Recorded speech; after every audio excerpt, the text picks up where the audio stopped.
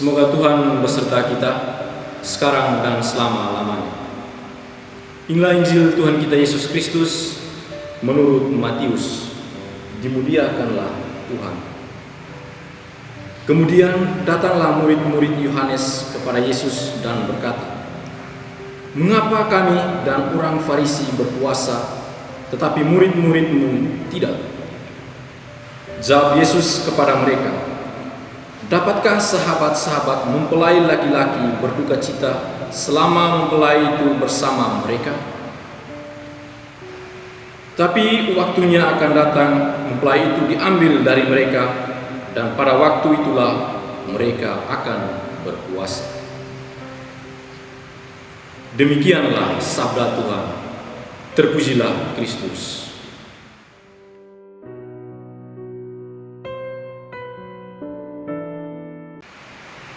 Hal berpuasa.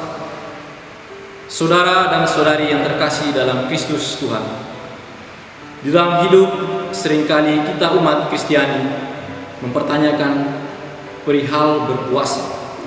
Misalnya, apa makna puasa bagi kita murid Kristus?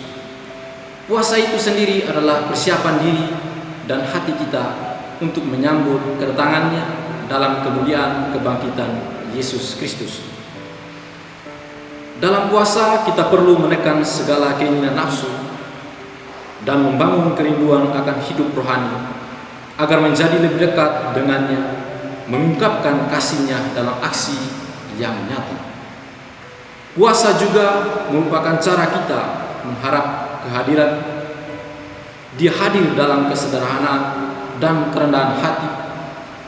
Kita pun diharapkan dapat meneladan sikapnya, dengan begitu kita akan siap untuk diubahnya.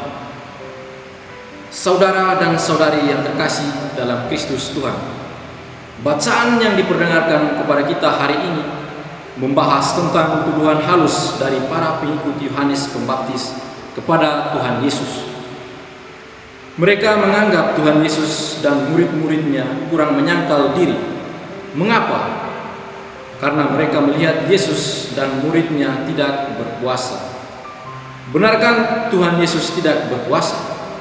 Tuhan Yesus memberikan jawaban yang mendidik secara teologis daripada memberikan jawaban dan membela diri dari murid-muridnya. Dia mengajarkan konsep berpuasa yang benar. Murid-murid Yohanes berpuasa, tetapi sebenarnya mereka tidak tahu mengapa Yohanes mengajar mereka untuk berpuasa. Yohanes sendiri berpuasa karena menantikan pemulihan yang akan Allah lakukan melalui Sang Mesias bagi kerajaan Israel. Yohanes mengharapkan pemulihan bagi umat Tuhan demi kemuliaan Allah. Maka dengan demikian, puasa adalah bentuk doa dan harapan di tengah-tengah duka cita yang besar. Tidak ada orang yang dewasa secara rohani akan berpuasa tanpa merasa duka cita yang besar. Orang yang berpuasa karena rutinitas atau karena mengikuti kebiasaan, orang itu masih begitu kerdil di dalam kerohanian mereka. Jika hati seseorang merasa berduka cita, bagaimana mungkin mereka bersenang-senang dan makan minum? Sebaliknya, jika hati seseorang merasa penuh sukacita, bagaimana mungkin mereka murung dan tidak makan atau minum?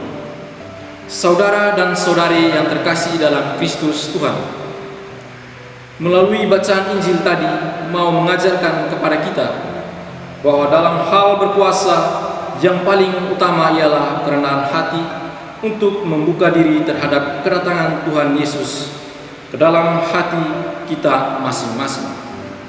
Murid Yohanes justru tidak melihat ke dalam hati mereka sendiri, melainkan mereka sibuk mempertanyakan tindakan Yesus dan para muridnya. Pengikut Yohanes Pembaptis pun bisa salah dan jatuh ke dalam kekeliruan.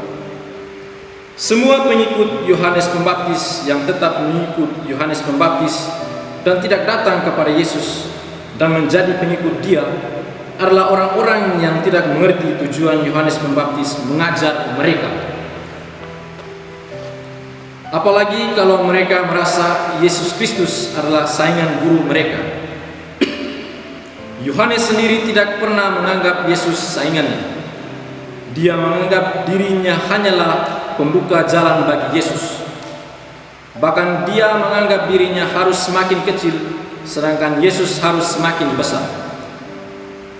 Semoga melalui firman Tuhan hari ini kita semakin mampu mempersiapkan diri untuk menerima Yesus, agar Ia tinggal dan menetap dalam hati kita masing-masing. Tuhan memberkati.